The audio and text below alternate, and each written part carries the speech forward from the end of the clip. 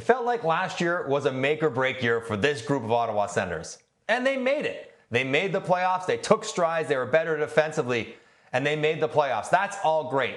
But the one big question for Ottawa, will the Sens be able to score enough to become a threat in the East, Craig?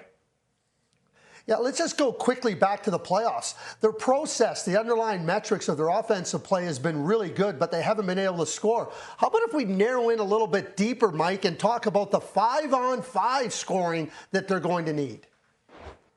This has been the issue. Last year, if you look at total goals, they were kind of middle of the pack, was okay. You look at 5-on-5, Craig, you just astutely mentioned, 31st. You can't be a good team in the NHL when you're, not today's NHL, when you are 31st in 5-on-5 scoring. That is an area that Ottawa will have to improve. So you look at this team and you think, well, how does that happen? Will that happen? And you look at some players individually. We'll start there. Guys that can maybe score a little bit more. I looked at Brady Tkachuk, who had a good year last year, but not an enormous offensive season. I expect him to score more goals. Tim Stützle, dynamic number one centerman, had a lot of points, maybe not quite as many goals. I expect him to score more goals. Beyond that, though, I don't know if I comfortably can guarantee that some of the players they'll be counting on, Claude Giroux, Dylan Cousins, Zetterlund, David Perron, all those guys to have a significant uptick in their rate of goal production. They've all shown they can at times, but it's very rare, Craig, to have everyone sort of take a big step forward at the same time. Some guys will, some guys won't. That's the nature of the game.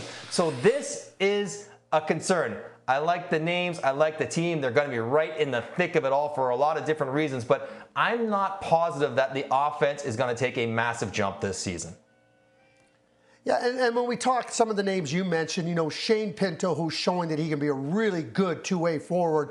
You look at Drake Batherson, who we know he has good offensive abilities. So when I look at this team, and Travis Green has acknowledged that perhaps having different schemes. Last year, Travis went in there and he said, we got to root in defensively. If we don't get better defensively, well, it doesn't matter how much we score. So, Mike, I ask you this question. How much can schemes, offensive schemes, ideas that the coaching staff is going to bring to the players can create more 5-on-5 scoring?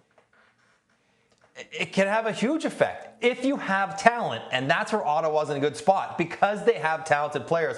And I talked to Trav about this last year where he was so concerned trying to get them locked in defensively because that was where they were weak prior, and it came at the expense of offense. And a team in Ottawa that had the players and the mentality to be very dangerous off the rush all of a sudden became very timid, very low event off the rush, to the point where sometimes there were chances to be had, and Travis Green, the coach, would watch guys dump the puck in or make a safe play that was not necessary in that situation. So freeing up guys mentally to find the balance between being good defensively, which cannot dip at all, but also just playing to their strengths, which as offensive players, they have a whole bunch of them, and then adding into the technical systems that they are going to play. They have a good chance under the coaching of Travis Green, who's a very good coach, to have an uptick offensively. And they will need that because it's just, I like their players. They have a whole bunch of good ones, but I just don't know. Drake Batherson had a nice year last year. How much better he's going to be this year? I don't think he's going to be much better. That means he's still really good. I just don't know if there's going to be 10, 15 more goals in there. Maybe they can get some from defense. Jake Sanderson had a breakout year. Maybe Thomas Chabot, Jake Sanderson can drive some offense. But one area where they did not have any trouble, we focus on 5-on-5 scoring, was power play goals. They were right amongst the league leaders in power play goals scored last year. So that helped offset the 5-on-5 stuff. So yes, the 5-on-5 is a concern, but it's not like they were devoid of offensive talent and goals because they had plenty, especially on the power play. Well, they found a way to make the playoffs last year despite being 31st in 5-on-5 scoring. What I would suggest is if the Ottawa Senators can find another level, and not a huge step up level, but just another level in their offense, I would say the Eastern Conference might be a little bit concerned about how good this Ottawa Senators team can be. Well, you look at their defensive core. Jake Sanderson is going to be a Norris Trophy candidate. He's that good.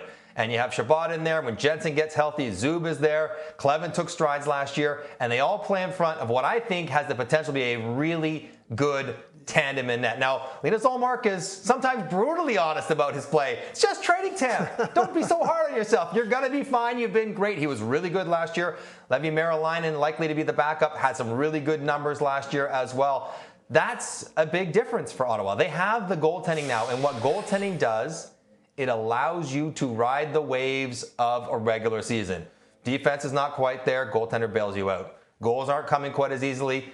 But goaltenders can bail you out. And when you have that foundation and a young core learning as they did last year, they give themselves a good chance whether the 5-on-5 offense comes or not to have another playoff season in Ottawa.